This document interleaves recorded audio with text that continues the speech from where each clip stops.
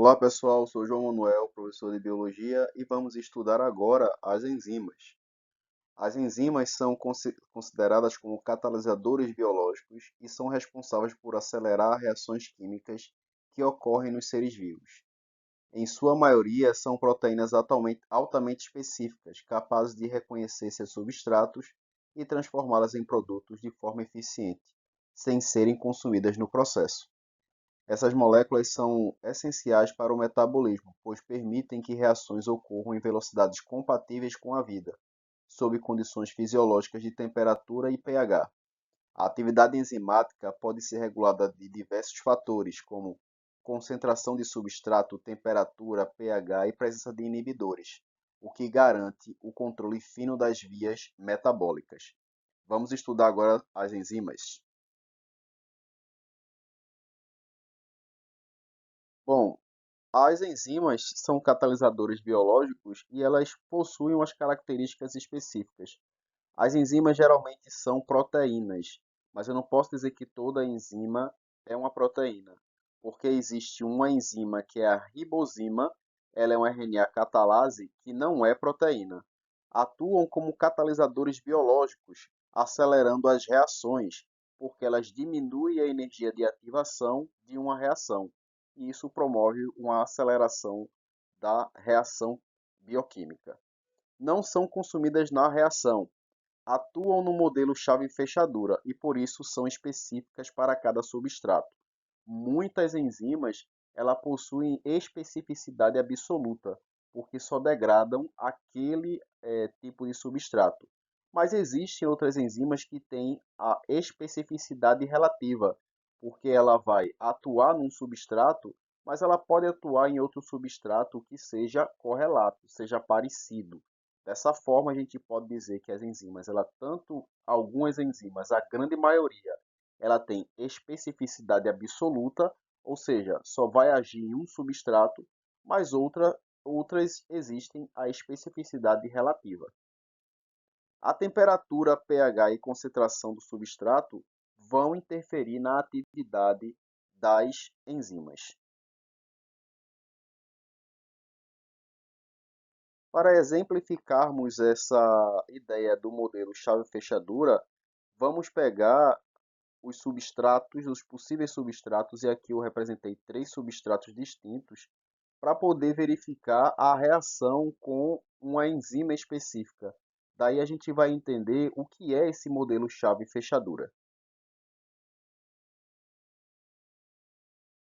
Verificamos aqui esses três substratos e aparece uma enzima. Nesse sentido, a gente vai verificar por tentativa qual é o substrato que vai se encaixar com essa enzima. Quando testamos o primeiro substrato em forma triangular, percebemos que não há um encaixe perfeito entre a enzima e o substrato. Daí a gente descarta esse substrato como sendo um substrato que alia-se diretamente com a ação enzimática, porque essa enzima aí ela tem especificidade absoluta. O segundo substrato, a gente percebe que tem um formato de losango, tenta encaixar-se com o sítio catalítico da enzima e percebemos que não há um encaixe perfeito. Dessa forma, a gente descarta essa enzima como sendo a que vai agir diretamente no substrato em formato de losango. Já na terceira tentativa, observamos que o substrato em formato de círculo, ele encaixa-se diretamente no sítio catalítico. Dessa forma, a gente tem um encaixe perfeito entre a enzima e o substrato. Daí a gente vai entender o que é essa chave fechadura. É porque há um encaixe entre os dois, o substrato e a enzima. Aqui a gente vai ter a reação catalítica ocorrendo de forma perfeita. Nomeemos agora esse substrato como sendo lactose. A gente vai ver que a enzima terá o nome como lactase. O que é que a gente vai perceber nessa enzima? o sítio ativo dela, que é o sítio catalítico. É onde o substrato vai encaixar-se para que a enzima obtenha a ação necessária no substrato.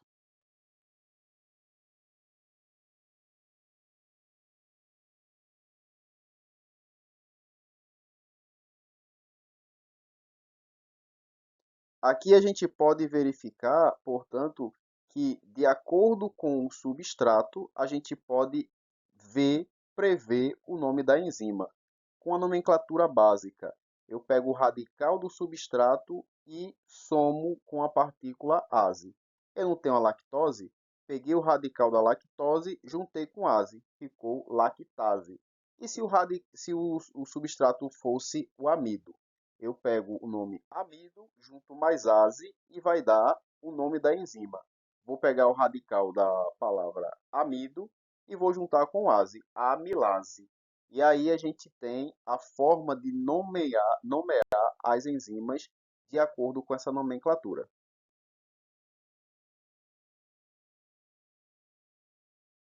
Inibição enzimática. A inibição enzimática é um processo bioquímico onde um substrato vai inibir a ação de uma enzima.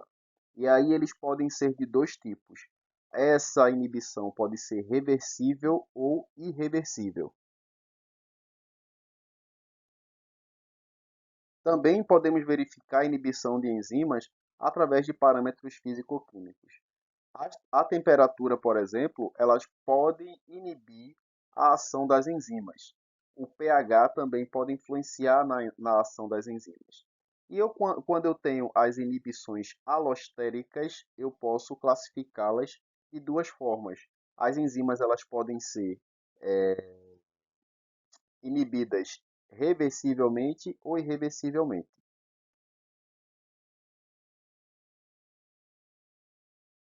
Para entendermos a ação das enzimas de acordo com o pH de cada parte do nosso corpo, vamos tomar como referência as três enzimas aqui: pepsina, amilase salivar e lipase pancreática. Quando eu olho para a pepsina, eu vejo que o pH que ela vai agir é um pH ácido, e ela obviamente age no estômago. O pH do estômago gira em torno de 2. E aí essa enzima vai agir em pH baixíssimos. Se eu transloco essa pepsina, tiro do estômago, coloco na boca, ela não vai ter ação, porque o pH da boca não é um pH suficiente para deixá-la numa atividade ótima. E, portanto, ela vai ficar inativada devido à diferença de pH. Se eu pego a amilase salivar, eu percebo que ela tem uma ação ótima em pH ligeiramente neutro, 6 alguma coisa próximo de 7. Se eu boto essa amilase salivar no intestino delgado, ela não vai agir, porque no intestino delgado o pH é muito básico. Mas, em contraponto, tem a lipase pancreática, que vai agir em pHs básicos com muita eficiência. Dessa forma, a gente percebe que o tipo de enzima vai agir em locais específicos com determinados pHs. Para as enzimas quanto à temperatura, vamos verificar que, dependendo do organismo, a gente vai ter a temperatura ótima de ação, de promoção da ação da enzima. Nos humanos, por exemplo, as, as enzimas elas agem numa temperatura em torno de 37 graus. Se ficar muito abaixo disso, elas perdem a sua atividade e se ficar muito acima disso, elas desnaturam. Já nas bactérias, ela tem uma ação ótima numa temperatura de 77 graus. Aqui, voltando para o ser humano, a temperatura de 37 graus, a gente vai entender, portanto, o processo de febre nas pessoas. Quando a gente tem uma infecção descontrolada, a gente fica com febre. E isso é bom porque vai alertar o sistema imunológico de que existe uma infecção. Só que quando esse alerta ele fica desordenado, a temperatura acaba subindo muito. E o aumento exacerbado da temperatura no corpo pode provocar desnaturação das proteínas. Perceba que eu estou dizendo para vocês aqui que a enzima vai agir em torno de 37 graus. Se eu coloco uma temperatura 38, 39, 40, eu vou começar a promover a desnaturação das proteínas. Ora, a gente já viu que essas enzimas são importantes para o processo de aceleração das reações bioquímicas, e isso dá compatibilidade à vida. Se essas enzimas aí, elas forem desnaturadas, como é que as reações bioquímicas irão acontecer de forma eficiente? Daí, o excesso de temperatura, como a febre em excesso, pode provocar a morte do ser vivo.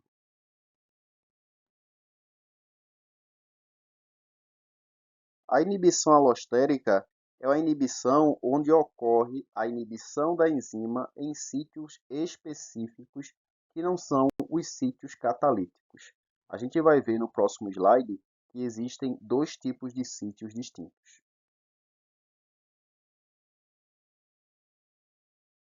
Aqui a gente percebe que a enzima tem dois sítios distintos quando eu falo das inibições alostéricas de enzimas. A gente tem um sítio que é o sítio catalítico, é onde o substrato irá ligar-se para poder ocorrer a reação enzimática em si, e um outro sítio que é o sítio alostérico ou modulador, é onde outra substância vai encaixar-se e vai mudar a conformação espacial da enzima impedindo a ligação do substrato com o sítio catalítico, dessa forma impedindo a ação da enzima para promover a reação enzimática no substrato. Aqui a gente vê um substrato ligando-se ao sítio catalítico e aí vai ocorrer a reação enzimática normalmente, sem inibição, portanto. Quando a gente olha para a enzima com um substrato distinto, a gente vai perceber que houve uma inibição no sítio catalítico pela ligação de um outro substrato que é parecido, mas não é igual. E aí a gente vai ter uma inibição do tipo competitiva. Os substratos competem pelo sítio catalítico, só que só um será degradado pela enzima porque a enzima geralmente tem alta especificidade pelo substrato. Mas como outro substrato que é semelhante acabou ligando-se a ele e a enzima ela é absoluta quanto ao seu substrato, acaba tendo uma inibição do sítio catalítico e uma inibição competitiva. Nesse outro caso aqui, a gente está vendo que o sítio ativo alostérico está com o seu modulador. Quando esse modulador, a substância, liga-se diretamente a esse sítio alostérico, ele vai mudar a conformação espacial do sítio catalítico, impedindo, portanto, a ligação do meu substrato com o meu sítio catalítico. Esse tipo aqui é um tipo de inibição não competitivo, porque os substratos não competem pelo sítio catalítico. E aí a gente tem uma inibição no sítio alostérico. São dois sítios ativos quando a gente fala de enzimas alostéricas. Um sítio ativo catalítico e um sítio ativo alostérico ou então modulador.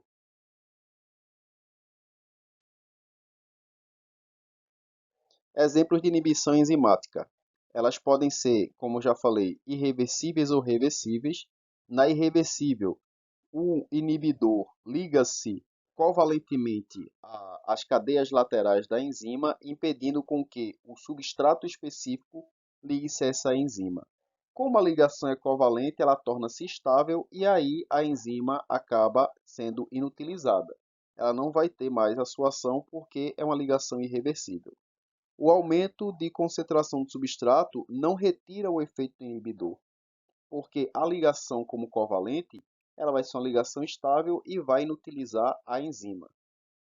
Exemplo, o DIPF, que é inibidor neurotóxico irreversível da acetilcolinesterase, que é uma enzima que está situada diretamente ao sistema nervoso central. A gente vai ver isso aqui nos próximos slides.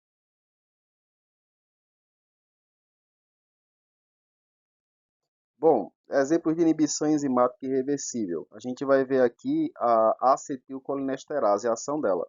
Primeiro, essa acetilcolinesterase é produzida no interior do neurônio, ela vai ser exportada para que no meio pós-sináptico exista a liberação da acetilcolina, que é o neurotransmissor, e o excesso dele tem que ser degradado pela acetilcolinesterase. É o que ocorre. A acetilcolina vai ser degradada e a colina no final vai ser reabsorvida para a produção de novo neurotransmissor acetilcolina. Acontece às vezes de ter um neurotransmissor que bloqueia a ação dessa enzima acetilcolinesterase. E aí a gente viu, para irreversibilidade, deve haver uma ligação covalente nas cadeias laterais da enzima no sítio catalítico, impedindo a reversibilidade desse processo, porque a ligação é estável. Quando isso acontece, a acetilcolinesterase não mais terá ação, ela não mais irá degradar a acetilcolina. Ora, o excesso de acetilcolina aqui vai superestimular o neurônio pós-sináptico e com a superestimulação provoca espasmos elétricos. A importância, portanto, da acetilcolinesterase é evitar esses espasmos elétricos, degradando o excesso de acetilcolina que vai ficar na fenda pós-sináptica, ok? Dessa forma, quando eu tenho a ligação do substrato neurotóxico com acetilcolina, promoverá a inativação da enzima de forma irreversível por causa da ligação covalente. Para que a aula não fique muito grande, a gente vai parar por aqui e vai dar continuidade à próxima aula de enzimas.